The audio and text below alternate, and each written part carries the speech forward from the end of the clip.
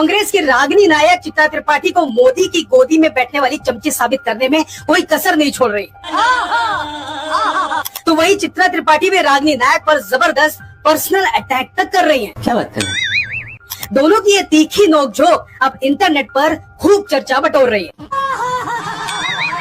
अब देखिए, ये बात किसी से भी छिपी नहीं है कि चित्रा अक्सर अपने न्यूज डिबेट में सत्ता का साथ देती हैं, यानी बीजेपी का समर्थन करती हैं और विपक्ष पर भयंकर निशाना साधती हैं। सवाल उनसे सत्ता से करना होता है, लेकिन ये सवाल वो अक्सर विपक्ष से करती है। वो डिबेट्स में बीजेपी के प्रवक्ताओं के प्रति खासा लगाव दिखाती हैं, वहीं विपक्ष के प्रवक्ताओं को निशाने पर लेती है। बात तो सही है।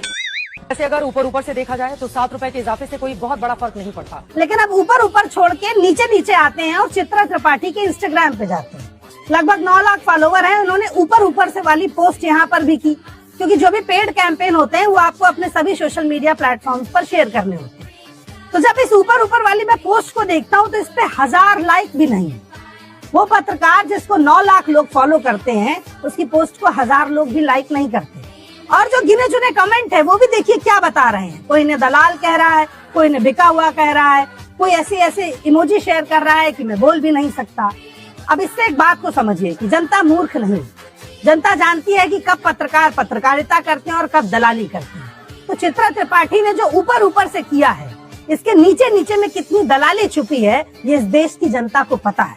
ये 7 रुपए के पेट्रोल का जो कोई असर इन्हें आम जनता पर नहीं लग रहा है, यही 7 रुपया जब इन आम जनता पलट कर सरकार और मीडिया से मांगेगी तो चित्रा त्रिपाठी को ना ऊपर मुंह छुपाने की जगह मिलेगी, ना नीचे मुंह छुपाने की जगह। ये अंधेरे में जो धुंधली सी दिखाई दे रही हैं, वो मशहूर पत्रकार चित्रा त्रिपाठी हैं। नोएडा सेक्टर 74 की जिस सोसाइटी में ये रहती हैं, वहाँ घंटों से बिजली नहीं है। चारों तरफ अंधेरा पसरा हुआ है, लिफ्ट बंद पड़ी है, जिसकी वजह से इन्हें 24वीं मंजिल तक सीढ़ियों से चढ़कर जाना पड़ा। अब वीडियो बनाकर ये प्रबंधन और सिस्टम पर सवाल उठा रही हैं कि कम से कम बिजली जाने के बाद लिफ्ट जैसी जरूरी सुविधा तो चालू रहनी चाहिए। आसपास की कई बिल्डिंगों में भी बिजली नहीं है और लोग इस भीषण गर्मी में परेशान हैं। देश भर में बिजली संकट, कटौती और गर्मी से परेशान आम लोगों की समस्याओं पर टीवी स्टूडियो में बैठकर कभी गंभीर बहस क्यों नहीं दिखाई जाती। ये स्टूडियो में मेलोडी इतनी चॉकलेटी क्यों है, ये दिखाती हैं। और इनको बिजली भी चाहिए। जब आम आदमी घंटों बिजली कटौती झेलता है, किसान गर्मी में खेतों में बिना बिजली के परेशान होता है,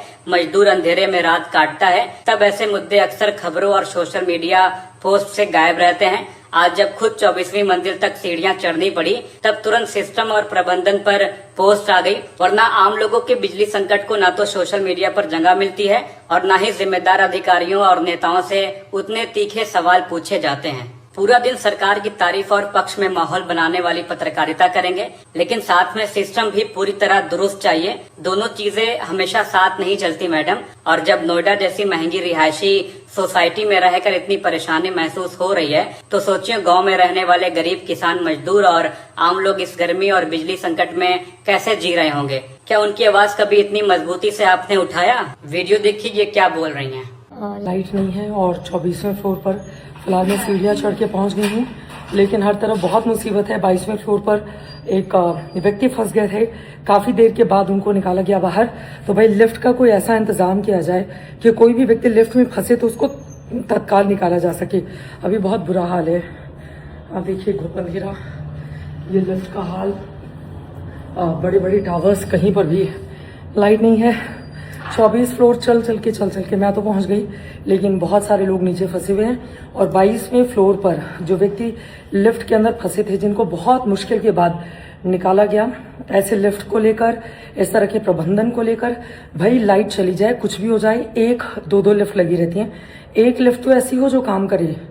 तो ये हाई राइज सोसाइटी हैं और हर महीने पे भी करते हैं हर लोग, जितने भी यहाँ पर लोग रहते हैं अलग अलग फ्लैट में। लेकिन लाइट जाने के बाद यहाँ का बहुत ज़्यादा बुरा हाल है।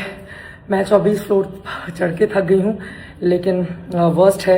और सरकार को, जो सोसाइटीज़ हैं, उनको ज़रूर इसका ख्याल रखना चाहिए, वरना लोगों के लिए बहुत मुश्किल पैदा होगी।